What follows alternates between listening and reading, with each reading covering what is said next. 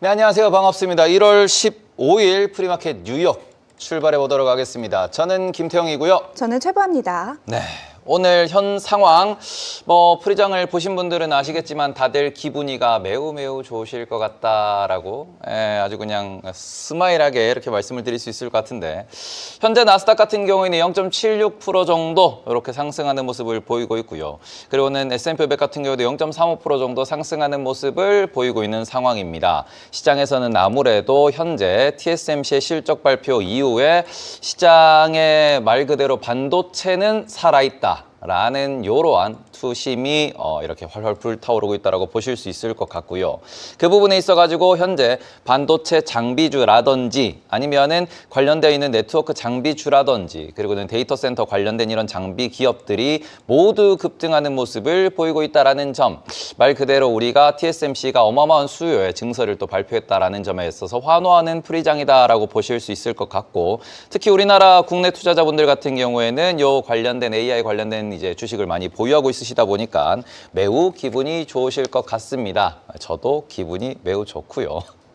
그런 부분에 있어가지고 오늘 같은 경우에는 유가가 좀 떨어지고 그리고는 전반적인 원자재가 보합인데, 이런 상황 현재 어떤 뉴스가 있는지 저희 보아 앵커가 말씀해 주실 겁니다. 어떤 일이죠? 네, 한밤 정교장에서 금 선물이 4,638달러, 은 선물은 93달러를 돌파한 이후 현재는 약간의 차익 실현 물량이 나오며 일정 부분 조정에 들어간 모습입니다. 금 선물, 은 선물 모두 약보합권으로 현재 각각 4,621달러 그리고 90달러 선에서 거래가 되고 있고요.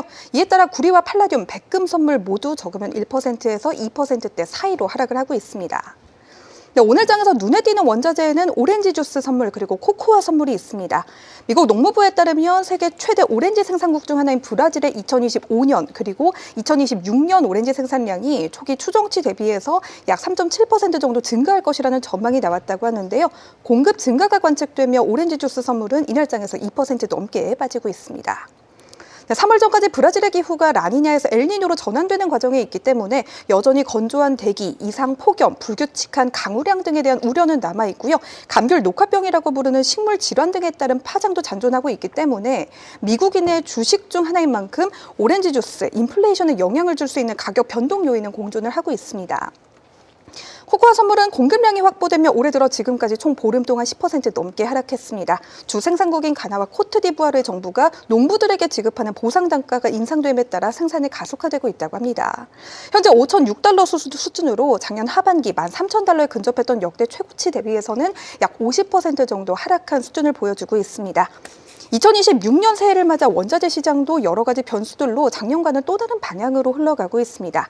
안전자산인 금과 은 외에도 연성 원자재의 경우 식료품 가격의 등락으로 이어져 물가라는 키워드와도 맞닿아 있으니까요. 마이너의 영역이다라고 여기기보다는 한 번쯤 요즘 미국 식품 원자재 가격은 어떠한지도 체크해 보시면 좋을 것 같습니다.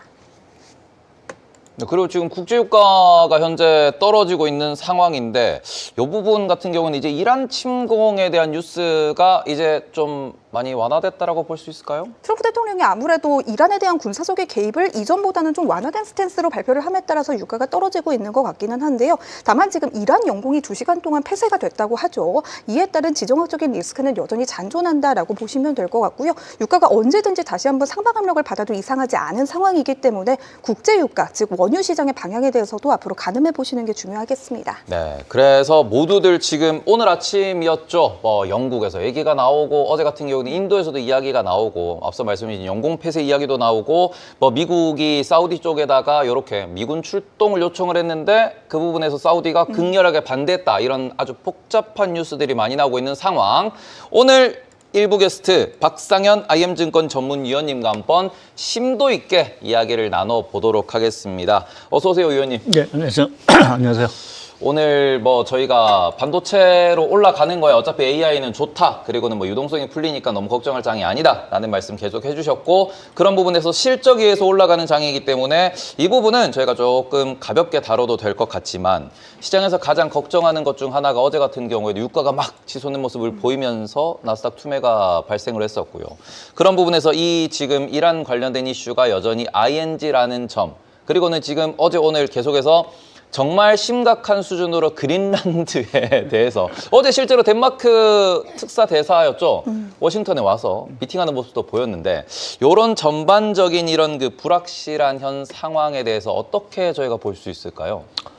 예, 뭐 지난주에 와서 말씀드렸듯이 이제 트럼프 대통령이 이제 중간 선거, 특히 이제 집권 2기 2년 차를 맞으면서 저희가 뭐 지난해 말부터 계속 말씀드렸던 것이 뭐 좀 변동성이 상당히 클 수 있는 뭐 정책이라든지 리스크들이 이제 발생할 수 있다라고 좀 말씀을 드렸는데 제가 생각했던 것보다 뭐 더 획기적이라는 표현은 좀 쓰고 좀 상당히 놀랄 만한 어떤 정책을 매일매일 사실은 좀 쏟아내고 있는 것 같습니다. 뭐 한자 성어 중에 이제 일신 우일신이라는 이제 매일매일 새로워진다라는 표현이 있는데 정말 트럼프 대통령 하루에 한 건씩 뭔가 이게 터트리는 근데 위원님 그 일신 우일신이 더 긍정적으로 네, 긍정적인 거죠. 좋아진다라는 네. 것 같은데 이게 긍정적인 거 맞나요 이게? 뭐 우리나라 증시를 보면 좀 그런 것 같은 생각이 들려서요. 뭐 우리나라 증시가 일신, 우일신 하는 뭐 이렇게 해서 뭐 5천선이 거의 뭐 1월 달에도 달성 가능한 어떤 이러한 흐름을 보이는 게 뭐 트럼프 대통령의 여러 가지 그 말씀드린 뭐 쇼크일 수도 있고 서프라이즈일 수도 있는 부분들인데 일단은 단기적으로 글로벌 자산 시장, 금융 시장에는 이제 긍정적으로 사실은 좀 영향을 좀 미친다라고 저는 좀 평가를 하고 있고요. 물론 이제 이 끝이 어떻게 될지는 조금 불확실한 부분들이 좀 있습니다. 그래서 오늘 최근까지 좀 일어났던 일을 좀 정리하는 차원에서 제가 뭐 지난번에도 와서 좀 보여드렸던 그림을 다시 한번 좀 보여드리려고 하는 상황들인데요. 화면에 있듯이 지난번에 와서 했던 것보다 조금 여러 가지로 좀 보강이 됐습니다. 그래서 첫 번째 부분 자체는 지금 뭐 말씀하신 이란 문제, 뭐 베네수엘라, 또 그린란드 이러한 전반적인 흐름 자체가 한편에서 보면 미국이 이제 고립주의를 이제 택한다라고 하지만 한편에서 보면 상당히 그 팽창주의라고 할까요? 제국주의적인 성향 자체를 상당히 좀 많이 보이고 있는 부분들인 것 같고요. 그 배경에는 기본적으로 에너지 패권 또 시토류라는 공급망 자체를 상당 부분 확보하고자 하는 어떤 의미가 상당히 좀 깔려 있다라고 좀 봐야 될 것 같습니다. 뭐 아시겠지만 베네수엘라는 원유 잠재 그 매장량제가 세계에 뭐 가장 많다라고 얘기를 하니까 사실은 그걸 장악하는 순간에는 미국이 뭐 원유 시장에서 뭐 쥐락펴락할 수 있는 부분들이고 오늘 벌써 뉴스상으로 보게 되면 이제 베네수엘라 원유 대금을 팔아서 그 자금이 미국으로 사실은 들어갔다라는 이제 소식도 있어서 그렇게 보면 이제 뭐 원유 시장의 어떤 패권이라는 부분 자체가 상당히 조금 이제 미국 주도로 좀 장악될 수 있는 부분들이고, 저도 사실 한 가지 이제 그린란드를 왜 이렇게 집착을 할까라는 이제 생각을 좀 해봤는데, 뭐 골들돔의 어떤 뭐 하기 위해서 필요하다는 얘기도 하지만 기본적으로 시토류 쪽에 좀 관심이 많지 않나라는 쪽에 좀 생각을 하고 있습니다. 그린란드에 뭐 정확한 건 아니지만 상당한 어떤 시토류가 매장이 돼 있다라는 부분에서 그 부분을 아마 트럼프 대통령이 아무래도 이제 AI를 계속 육성을 하려고 하면 사실은 지금 중국에 의존하고 있는 이 시토류를 어떻게든 간에 의존도를 낮춰야 되는 부분들이고요. 이제 그 차원에서 아마 그린란드에 대한 어떤 관심 자체를 상당히 이제 관심을 갖고 있는 부분들이 아닌가라는 쪽에 좀 생각을 하고 있습니다. 그래서 뭐 트럼프 대통령이 뭐 개입주의를 사실 버리는 인데 사실은 자기의 이익이 되는 거는 일단은 뭐든 한다라는 어떤 생각을 좀 갖고 있고요. 그리고 AI와 관련된 부분은 뭐 지금 말씀하신 대로 뭐 워낙 지금 분위기 자체가 상당히 좋고 올해는 사실은 이제 결국 기업단보다는 정부 주도의 이러한 그 AI 투자 자체가 상당히 좀 활성화되지 않겠느냐라는 기대감을 좀 할 수 있어서 뭐 AI 투자에 대한 부분 자체는 뭐 당초 우려와는 달리 상당히 조금 더 강한 모습이 되지 않겠냐. 뭐 그래서 우리나라도 그렇고 뭐 대만도 그렇고 일본도 그렇고 이 반도체와 관련된 낙수 효과를 자체를 올해 정말 흠뻑 맞을 수 있는 하나가 되지 않겠느냐. 그것이 아마 최근 아시아 증시 자체가 다른 나라 증시에 비해서 상대적으로 좀 강세를 좀 보이고 있는 부분들이 아닌가 좀 생각을 하고 있고요. 오늘 사실 뭐 주된 거는 사실은 저 맨 차트의 맨 오른쪽에 있는 금리 어감과 관련된 부분입니다. 우리가 뭐 트럼프 대통령이 지금 아시겠지만 파월 의장 검찰 뭐 트럼프 대통령이 한 건 아니라고 하지만 검찰 조사를 좀 받고 있고 뭐 파월 의장은 그거에 반박해서 그 연준 홈페이지 보면은 사실은 그 유튜브로 촬영한 거 한 2분짜리 분량 자체 올려서 상당히 좀 반박을 하고 하는 보기 드문 어떠한 지금 상황들이 전개가 되고 있는데, 그럼 우리가 이거를 어떻게 봐야 되느냐라는 부분에 있는데, 일단은 생각보다는 그 금리 인하 압박, 뭐 소위 금융 억압이라는 부분 자체가 상당히 조금 강한 강도로 좀 전개가 되고 있고, 이것이 아마 상반기 중에 유동성이라는 부분에 있어서는 상당히 조금 큰 호재로 좀 작용하지 않을까 좀 생각을 좀 하고 있습니다. 그렇게 생각하는 거는 제가 요 있는 차트는, 예, 지금 보여드리는 차트는 그 미 연준의 자산 증감, 연도별 자산 증감을 쭉 표현한 차트인데요. 뭐 아시겠지만 이제 뭐 양적 완화할 때는 연준 자산이 상당히 많이 늘어나고, 뭐 최근 몇 년간은 이제 연준이 그 양적 긴축을 하면서 이제 자산을 줄여나갔죠. 근데 올해 이렇게 보게 되면 다시 연준의 자산 규모가 확 늘어날 가능성이 있다. 지금 우리가 계속 얘기하는 12월 달에 1년짜리 이하 국채를 매입을 하는 한 월간 4천억 달러씩 매입을 하니까 연간 기준으로 보면 거의 한 5천억 달러 정도 매입을 할 것 같고요. 거기에 지금 모기지 채권을 100억 간이 프레디맥하고 페니맥을 통해서 2천억 달러를 매입을 하라고 그랬습니다. 그러면 두 개를 합치면 최소 6천에서 7천억 달러의 자금이 올해 시중에 풀릴 수 있다라는 계산이 단순하게 나오는 부분들이거든요. 여기에 만약 트럼프 대통령이 조금 더 강한 뭐 푸시를 한다. 그래서 뭐 차기 연준 의장이 돼서 뭐 금리 인하뿐만 아니라 지금 1년 이하의 어떤 국채 매입이 아니라 더 확장된 뭐 10년짜리 국채 매입이라든지 이런 것들을 나서준다고 하면 올해는 정말 그 양적 완화, 그러니까 1, 2차 양적 완화 뭐 이러한 것에 버금가는 자금 규모, 유동성 자체가 상당 부분 이제 시중에 풀릴 수 있다라고 생각하면 자산 시장이 가만히 있기가 상당히 좀 어려운 이러한, 그러니까 최근에 그러한 측면에서 주식시장도 오르긴 하지만 금, 은, 뭐 이러한 또 최근에 비트코인 자체가 연말에 사실 좀 불안불안했었는데 어느 순간 이제 뭐 9만 거의 5천 달러씩 오르는 거는 다른 이유보다는 이만큼 유동성 자체가 상당히 많이 풀릴 수 있다는 기대감 자체가 시장에 좀 반영이 되고 있다라고 보고 있고요. 그래서 일각에서 얘기하시는 분들은 그 소위 우리가 지난해 많이 얘기했던 이 디베이스먼트라는 용어, 디베이스먼트 트레이드라는, 그러니까 이제 뭔가 가치가 떨어지는 이러한 것에 대비해서 결국 이제 실물 자산을 이제 갖게 되는 이러한 흐름이 올해도 계속되지 않겠냐. 그래서 최근에 뭐 금이라든지 은 자체가 더 뭐 과열의 얘기가 나올 정도로 이렇게 가파르게 올라가는 부분 자체는 이렇게 시중에 돈이 많이 풀리는 이 디베이스먼트에 대한, 그러니까 어떤 화폐 가치가 상당히 희석되는 부분에 대해서 뭔가 그거에 대비해서 현물을 뭔가 들고 있어야 된다. 그게 주식이 됐던 금이 됐던 은이 됐던 뭐 비트코인이 됐던 그 부분 자체를 상당 부분 이제 결국은 갖고 있고자 하는 그 선호 심리 자체가 최근에 여러 가지 제반 뭐 채권을 제한 모든 자산 가격을 다시 들썩이고 있는 부분들인 것 같고요.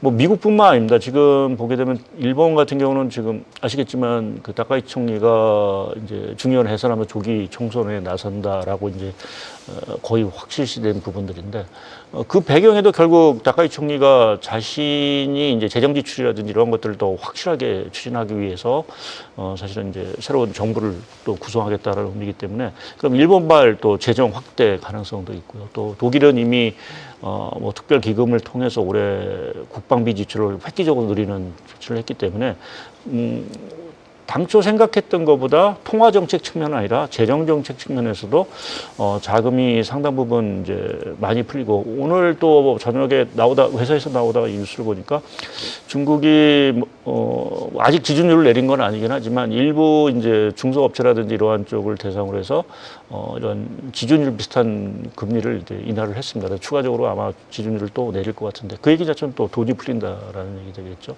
그래서 이렇게 보면 사방 곳곳에서 사실 돈이 풀린다라는 이제 소리가 사실 들리고 있기 때문에 연초 좀 뭐 미국 주식시장이 뭐 생각만큼 그렇게 강하지는 않은 것 같은 생각이 드는데, 나머지 뭐 특히 이제 아시아 증시 자체가 상당 부분 이렇게 화랑을 보이는 부분에 있어서는 또 나머지 자산 가격이 이렇게 급등하는 그 배경에는 이러한 유동성 정책, 또 아까 말씀드린 대로 트럼프의 어떤 정책이라는 부분 자체가 일단은 뭐 유가도 사실은 떨어져준다고 하죠. AI 투자 많이 해준다고 하죠. 돈은 더 풀어준다고 하죠. 그러니까 그렇게 보면 사실은 이제 뭐 미국 주식도 미국 주식이지만 다른 나라 중 그러한 것들을 수혜받을 수 있는 지역이라든지 국가의 증시 자체가 상당히 이제 강한 모습을 좀 보일 수밖에 없는 부분에서 이러한 분위기 자체가 어떻게 보면 상반기 중에 상당 부분 더 이어질 여지가 있지 않을까 좀 생각을 하고 있습니다. 뭐 키워드가 결국 시중에 돈이 풀린다라는 뜻으로 귀결될 수 있을 것 같은데 예. 이에 따라서 금과 은이 상방 압력을 받는다라고 말씀해 주셨습니다. 상반기 내 금이 5,000달러, 은이 100달러에 대한 이야기도 나오고 있는데 위원님이 보시기에 이게 가능한 시나리오라고 보시는 건가요? 뭐 이미 턱밑까지 와서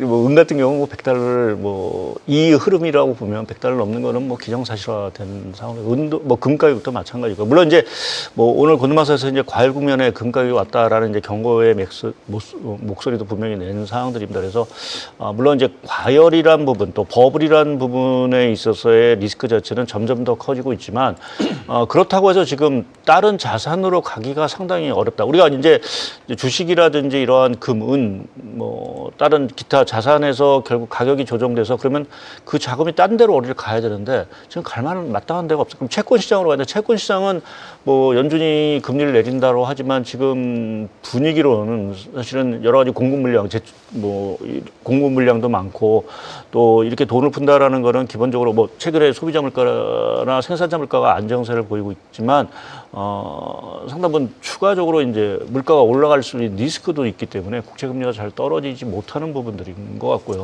이전에 우리 사장님께서 말씀하신 소위 말하는 디프레션에 대한 우려도 사실은 이미 슬슬 이제 고개를 또 들고 있는 이러한 상황들이어서 당장은 말리는 달에 계속해서 타서 가는 수밖에 지금 없지 않겠느냐라는 좀 생각을 하고 있습니다. 그래서 그 부분에서 조금은 이제 자산 가격이라든지 이러한 흐름이 금이나 은 자체도 상당히 조금 양호할 수 있는 흐름이 되지 않겠느냐라는 생각을 좀 하고 있고 그리고 이제 또 한 가지 이제 이러한 말씀을 드리게 되면 그러면 계속 반도체만 가는 거냐 다른 조선 방산 가고 그거 제외한 나머지 것은 잘 안 가느냐라는 이제 얘기를 하시는 분들이 계속 소위 이제 양극화에 대한 리스크를 이제 얘기하시는 분들이 있습니다. 그래서 양극화라는 저도 사실 좀 이 양극화에 대한 부분 자체는 오늘 한은 총재께서도 그 부분에 대해서 상당히 좀 우려의 목소리를 좀 내셨는데 이게 지속 가능할 건지 정말 이 부분에 대해서 사실 저도 퀘스천 마크가 있는데 근데 좀 하나 이제 좀 거기서 정답은 아닐 수 있겠지만 저희가 이제 힌트를 하나 좀 얻을 수 있다라고 하는 것이 이 AI 산업이라는 게 사실은 보게 되면 우리가 이제 통상적으로 그 B2B 비즈니스 대 비즈니스 기업 간의 거래인 상황들입니다. 그래서 지금 상황에서는 어느 양쪽이 상당 부분 계속 투자를 하고 또 그것을 또 가져오고 하는 이거 어떻게 보면 이제 순환 숫자 비슷하게 이러한 고리로 사실은 메커니즘이 돼 있기 때문에 이것이 쉽게 흔들릴 가능성은 커 보이지는 않습니다. 어느 한쪽이 투자를 줄이지 않는 이상은 이 메커니즘은 계속 돌아가는 부분들이죠.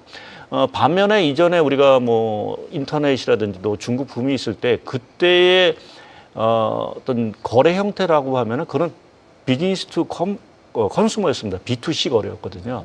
그러니까 뭔가 소비가 사실은 뒷받침이 되어야만 이게 굴러가는 구조였는데 지금 우리가 AI 산업 얘기하고는 이러한 지금 글로벌 패러다임에 있어서는 B2B 거래이기 때문에 소비자, 제가 소비 심리도 안 좋고 안 좋다고 얘기해도 주식시장에 갈 수 있는 거는 거래 상태가 지금 기업 대 기업이 거래를 하고 있기 때문에 그러한 부분에서 흔들림이 당분간은 없을 수 있다라는 부분이죠. 거기에 이제 국가까지도 들어와서 지금 AI 투자를 한다라는 이야기 자체는 B2B 자체가 정말 더 확대되는 개념으로 사실은 갈 수 있는 부분이라서 어찌 보면 이 양극화 현상 자체가 더 심화되는 과정 속에서도 지속 가능성 자체가 상당 부분 있지 않을까. 그러니까 미국이나 기업들의 투자 사이클이 꺾인다.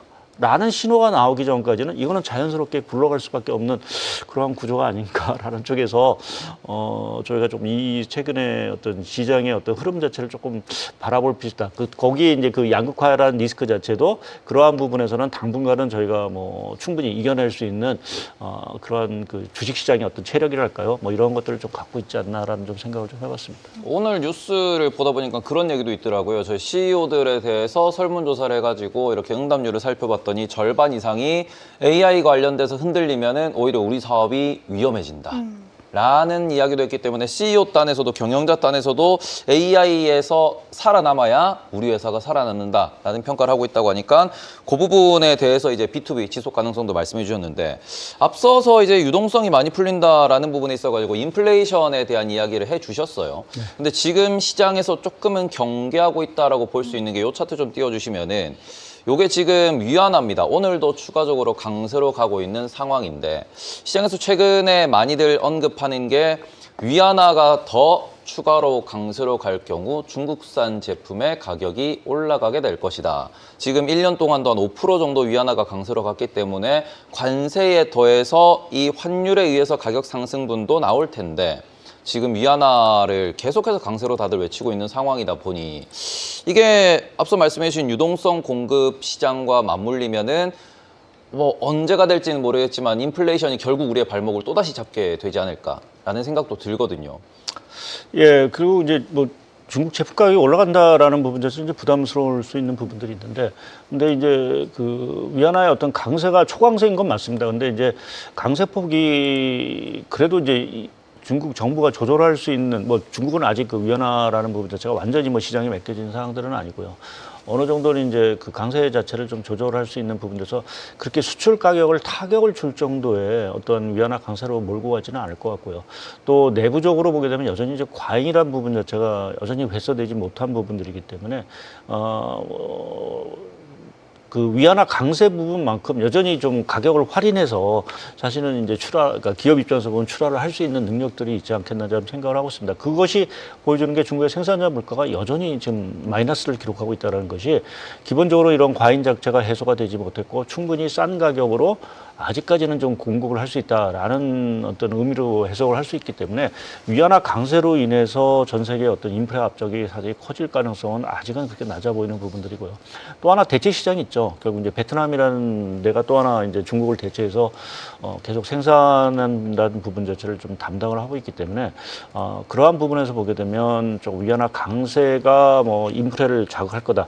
그렇게 얘기하기에는 지금 중국의 상황 자체가 여전히 디프레 상황들이기 때문에 그 리스크 자체는 아직은 좀 낮은 상황들이 아닌가. 또 중국이란 나라가 결국은 인프레를 유발하는 거는 사실 뭐 수출 가격도 있긴 하지만 이제 투자 수요가 뭐 어마어마하게 늘어나서 뭐 원자재 가격이라든지 이러한 것들을 결국 이제 끌어올렸을 때 인프레가 결국은 이제 나오는데 아시겠지만 중국도 지금 투자를 하는 게 뭐 우리가 알고 있는 기존의 전통적인 산업보다는 주로 AI, 로봇 뭐 이러한 쪽으로만 다 집중이 되어 있는 상황들입니다. 그래서 그 부분에 생각을 해보면 뭐 과거처럼 이제 인프라 압력 자체가 사실은 더 커질 가능성은 없지 않겠느냐라는 쪽에 좀 생각을 좀 해볼 수 있고요. 뭐 오히려 중국도 이제 AI 쪽에 투자를 어마어마하게 사실은 늘리고 있는 게 이번 CES를 다녀오신 분들의 공통적인 얘기가 중국의 이러한 그 기술 발전, 특히 뭐 로봇의 발전 속도를 보게 되면 상당히 무섭다라는 얘기를 사실 좀 많이들 하시는 것 같아요. 그래서 그렇게 보면 우리가 이제 중국이라는 나라가 조금 크게 변하고 있는, 근데 그 변화라는 것이 과거처럼 뭔가 원자재라든지 이런 것들을 블랙홀처럼 빨아들여서 뭐 인프레를 유발하는 이러한 모습이라기보다는 오히려 조금 새로운 패러다임적으로 좀 전환하는 그러한 쪽의 어떤 투자 자체가 상당히 조금 많지 않겠느냐. 그래서 올해 어찌 보면 중국 증시도 보면 연초 이렇게 나쁘지 않은 모습을 좀 보이는 것들이 주로 조금은 이 중국이 그동안 이제 전통적인 어떤 산업의 어떤 과잉에서 조금 뭐 아직 있긴 하지만 그거보다는 조금 이 새롭게 부각되는 이러한 신산업에 대한 시장의 기대감 자체가 상당 부분 좀 반영이 되고 있는 것이 아닌가 좀 생각해 볼 수 있는 것 같습니다. 환율에 대한 키워드를 조금만 더 끌고 가보도록 하겠습니다. 스콧 벤센트 미 재무장관이 간밤 원화 약세는 한국 경제에 견고한 경제 기초 여건에 적합하지 않다라고 발언을 하면서 원달러 환율이 장중한 때 1,462원까지 떨어졌다가 이후에는 다시 한번 1,470원대까지 올라가기도 했습니다. 우리가 구두 개입의 효과가 조금은 제한적이다라는 부분을 재확인했다고 봐도 되는 걸까요? 예, 뭐 구두 개입이라는 게 사실은 뭐 어느 나라 많지만 추세를 전환하기는 사실은 뭐 거의 불가능합니다. 다만 이게 속도를 이제 그래서 우리가 스무딩 오퍼레이션이라는 게 쓰죠. 이게 그냥 조금 속도를 조절해 나가는 정도의 의미인 부분들이지 이것이 뭐 어떤 변화를 사실은 좀 그 완전히 추세를 바꾸고 가기에는 좀 한계가 분명히 있는 것 같고요. 근데 상당히 저는 의미가 있다라고 좀 보고 있고요. 그러니까 미 재무장관이 그 우리나라 통화에 대해서 특히 이제 원화 가치가 상당히 펀더멘탈에 괴리가 돼 있다라고 발언하는 거는 상당히 이례적인 어떤 발언인 상황들이고요. 또 동시에 베센트 장관뿐만 아니라 일본 재무상마저도 모든 조치를 통해서 엔화의 어떤 추가 약세를 사실은 방어하겠다라는 또 다른 구두 개입을 사실 했습니다. 그러니까 어찌 보면은 미일 거기에 한국마저도 사실은 이게 공조를 하면서 어떤 N과 원화를 사실은 지금 같이 방어에 나섰다라는 측면에서 보게 되면 조금 저는 의미를 좀 부여해야 된다라고 보고 있고요. 최소한 뭐 이게 말씀드린 대로 추세를 전환하는 데는 뭐 한계가 있을지 모르겠지만 최소한 상단을 막아주는 역할. 그러니까 예를 들어서 뭐 원달러율이 뭐 1,480원이나 1,490원 이 정도에서는 뭐 정부가 상당히 엄격하게 방어를 하겠다라는 어떤 신호를 좀 보여준 부분들인 것 같고요.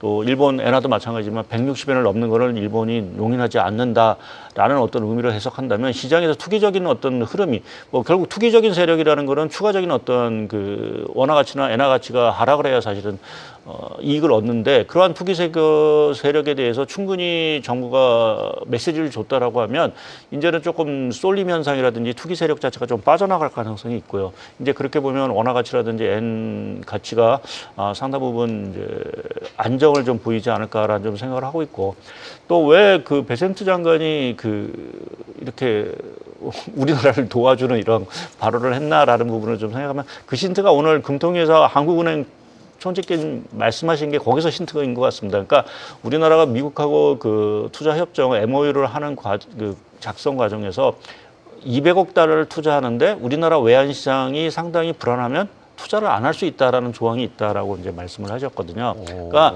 베센트 장관 입장에서는 뭐 계속해서 우리나라 투자나 일본 투자를 계속 받아들이기 위해서는 우리나라나 일본의 외환 시장 자체가 상당히 뭐 일본이야 뭐 기축통화니까 문제가 안 돼요. 우리나라 외환 시장 자체가 상당히 안정을 결국은 필요하기 때문에 결국 구두 개입에 사실은 좀 동조를 해준 부분들이 아닌가 좀 생각을 좀 하고 그러한 측면에서 보게 되면 뭐 시중에서 이제 200억 달러 매년 나가기 때문에 원화 가치가 뭐 계속해서 약세라는 어떤 얘기를 하시는 분들이 있긴 하지만 뭐 말씀드린 대로 이게 외환시장이 불안하면 정말 뭐 미국은 압박을 할지마다 우리는 뭐 할 수 없다라는 어떤 핑계거리는 분명히 있는 거니까요. 그러한 측면에서 보게 되면 뭐 이번 베센트 장관의 어떤 발언을 그러한 측면에서 보면은 상당히 좀 의미가 있는 어떤 것으로 좀 해석할 필요가 있지 않겠느냐 좀 생각을 하고 있고 뭐 달러나 원이 지금 아직은 연초 여러 가지 지금 뭐 관세 판결도 있고 뭐 차기 은장 선임도 있고 뭐 여러 가지 또 이란 뭐 베네수엘라 사태 이런 거서 방향성을 잡지 못하고 있는 부분들인데 아까 말씀드린 대로 만약 제가 예상한 대로 유동성이 풀려나간다 미국에서 달러에서 그럼 달러가 사실은 강세하기가 어렵습니다. 그렇게 보면 뭐 전반적으로 좀 달러가 약세 흐름을 결국은 이제 방향성을 틀 거고 그러면 자연스럽게 원 달러 환율 자체도 결국 좀 하락하지 않겠느냐 좀 생각을 하고 있습니다. 지난주에 나와서 저한테 물으셨죠. 언제 환전을 해야 되냐. 근데 뭐 보니까 상당히 스마트하게 지난 연말에 결국 환율이 떨어졌을 때 다들 환전해서 어마어마하게 지금 연초에 좀 미국으로 투자가 됐다라고 보면 개인 투자자분들이 상당히 스마트하게 사실은 환전 타임이라든지 이런 것들을 잘 알고 하시는 부분들인 것 같습니다. 근데 요새 그 시장에서 저희 뭐 텔레그램이나 이런 거 보다 보면은 정말 많이 도는 영상이 하나 있습니다. 특정 유튜버 분께서 환율 더 올라간다 얘기하면 환율이 떨어지고 환율 더 올라간다 얘기하면 환율이 떨어진다라는 그 사실 혹시 알고 계신가요, 위원님도? 대충은 알고 있는데요. 뭐 네. 제가 위원님도 이걸 알고 계신다. 저도 열심히 좀 더 분발을 해보도록 하겠습니다. 네.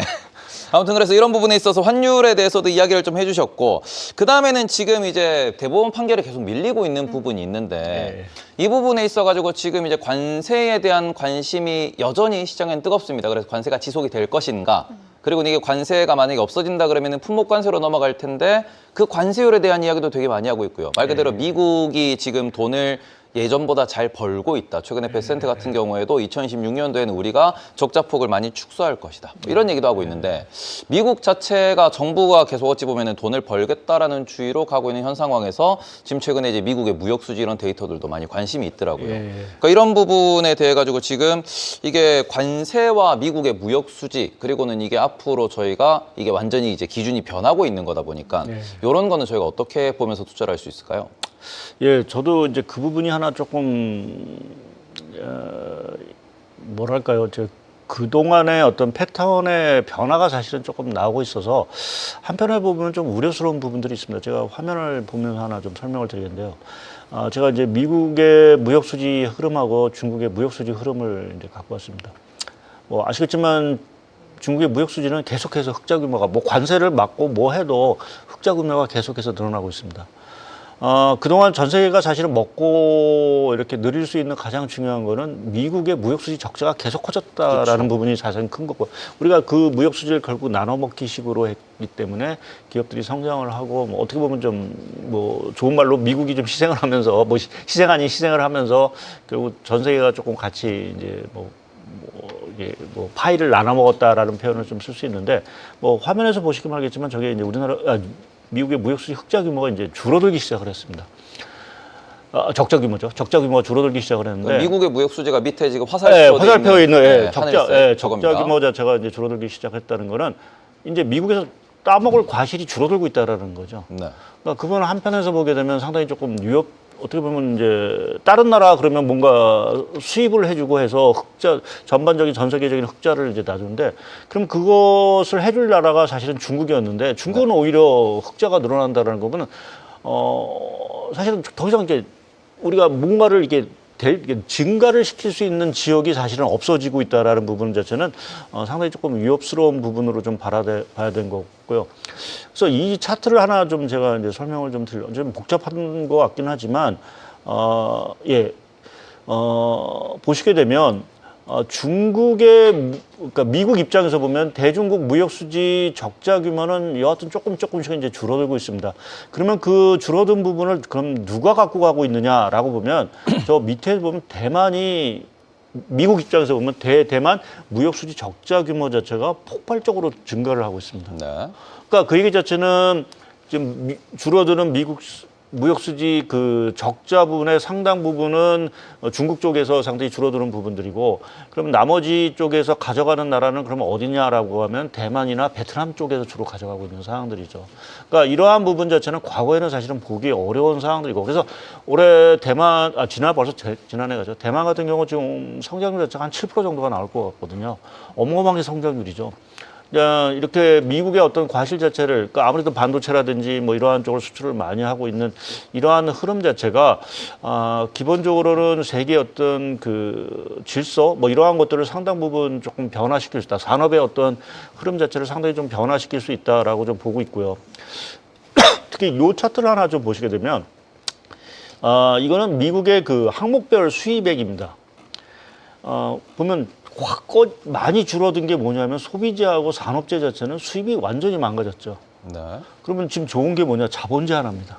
자본재라고 하면 어떤 것들이 자본재일까요? 주로 이제 뭐 반도체 뭐 AI와 관련된 네. 뭐 설비 투자와 관련된 것들이 되겠죠. 그러니까 AI 산업 투자가 좋으니까 자본재 수입 자체는 상당히 뭐 관세하고 상관없이 계속해서 상당히 늘어나고 있는데, 반면에 이제 소비재라든지 산업재 같은 경우는 뭐 관세 영향이라든지 또 미국이 지금 고용이라든지 이런 것들이 안 좋아지면서 결국 저 수입액 자체가 줄어든다는 거는 결국 저거를 팔고 있는 쪽에서는 상당히 어려움이 크다라는 의미로 해석이 되겠죠. 네. 그러니까 우리 같은 경우도 뭐 반도체라든지 이런 대미 쪽은 뭐 양호한다 하더라도 자동차 수출이라든지 소위 말해서 내구재 수출 자체가 사실은 잘 안 될 수 있는, 또 뭐 우리나라뿐만 아니라 다른 나라의 기업 입장에서 보면은 소비재나 산업재, 그러니까 산업재 주가가 안 좋을 수밖에 없는 게, 저렇게 보면 산업재 소비자 이게 늘어나지 않고 오히려 줄어들고 있다라는 측면에서 보게 되면 이게 사실 또 다른 K 양극화의 또 다른 단면인 것 같고요.